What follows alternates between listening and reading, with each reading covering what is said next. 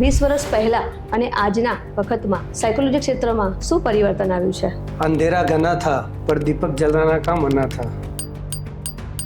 જ્યારે પહેલી નોકરી લાગી ત્યારે જે 1980 ની લોકો જે વાતો કરતા હતા એ 2006 માં અમે અનુભવ્યું કે ઇન્ક્લુડિંગ મી, મારો પહેલો પગાર 5000 હતો.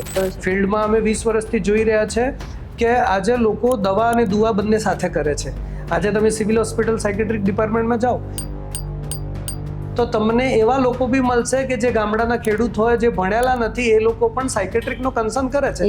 એ લોકો સાયકોલોજીસ્ટનો કન્સર્ન કરે છે. તો અવેરનેસ તો ઘણી આવી છે. ટેલિમાનસ શું છે એના પર થોડું વધારે પ્રકાશ પાડશો જેથી કરીને આપણા પ્રેક્ષકોને ખ્યાલ આવે? બિલકુલ. સુસાઇડલ ટેન્ડન્સી આવતી હોય, કોઈ દેવું થઈ ગયું, એક્ઝામમાં ફેલ થઈ ગયા, રિલેશનશિપમાં બ્રેકઅપ, આવા બધા માટે માનસિક સ્વાસ્થ્ય અવેરનેસ માટે એક ટેલિમાનસ કરીને હેલ્પલાઇન સેન્ટર છે. તો તમે વિદ્યાર્થીને શું મેસેજ આપશો કે એની અંદર કયા એવા 2 ગુણ હોવા જોઈએ?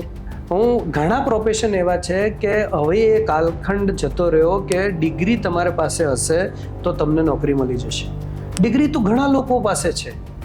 હવે સ્કિલમાં હું એવું કહીશ કે હરેક પ્રોફેશનમાં જે વ્યક્તિ જે પ્રોફેશનમાં જતો હોય છે એને એના પ્રોફેશનના રિલેટેડ જે સ્કિલ છે પોતાના અંદર એને એડોપ્ટ કરવાની હશે જ, અને જે કરી શકશે એ જ સક્સેસ જશે.